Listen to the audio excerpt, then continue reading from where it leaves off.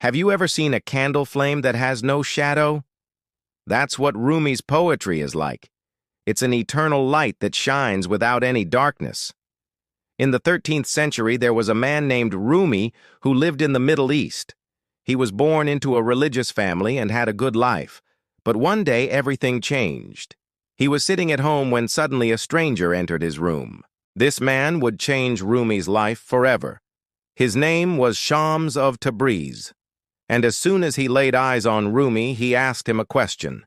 He said, "If you abandon your ego, what will happen?" Rumi didn't know how to answer, so he replied, "I will burn it." Shams smiled and said, "Very good. Because you are made of that very essence, you can become that too." After saying this, he left the room.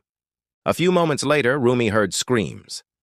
He rushed to see what had happened, and to his surprise, all of the books in his library were on fire. As he watched them burn, he felt his ego and knowledge going up in flames. Then he realized that becoming nothing was not so difficult. In fact, it was quite easy. When you let go of who you think you are, you become free from all the ideas that you have about yourself and others. From that day on, Rumi followed Shams everywhere. He wanted to learn everything from him, to know him better. Rumi was totally devoted to his spiritual guide.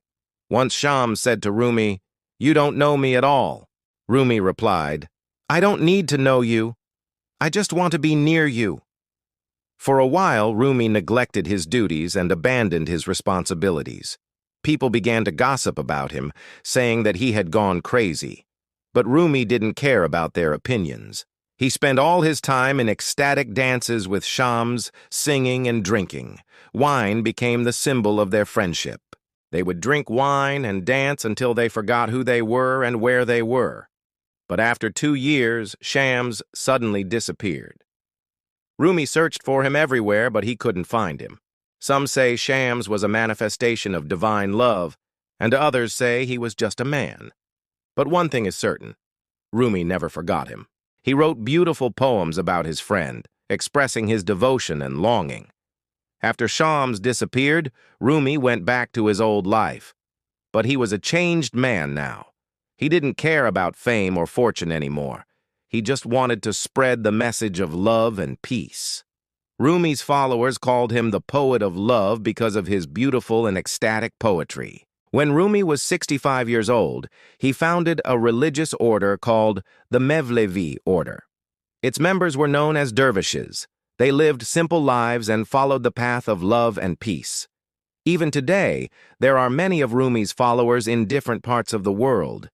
Every year, people from different cultures and religions come together to celebrate his birthday by dancing and singing. One of Rumi's most famous stories is Layla and Majnun. Layla was a beautiful girl who fell in love with a young man named Majnun. Their love was forbidden, so they had to keep it a secret. Eventually, Majnun went crazy because he couldn't be with Layla. Rumi says that this story is not just about two lovers. It's about the relationship between the soul and God. We can't see God, but we can feel His presence. And when we get closer to Him, we experience great joy. Throughout his life, Rumi wrote thousands of poems, and his work continues to inspire people around the world. He wrote in Persian, which is a language spoken in Iran and other countries. Most of his poems were written in the form of a book called Divan-i-Shams. The word divan means a collection of writings. Rumi wrote about his love for Shams in these poems and expressed his devotion to him. Many scholars believe that Rumi wrote these poems under the influence of divine love. They say that when Rumi wrote these verses, he didn't know what he was writing. It just came to him naturally. Rumi also wrote another book called Masnavi. It's a collection of stories and poems that teach us how to live our lives. In this book, Rumi uses simple language to explain complex ideas.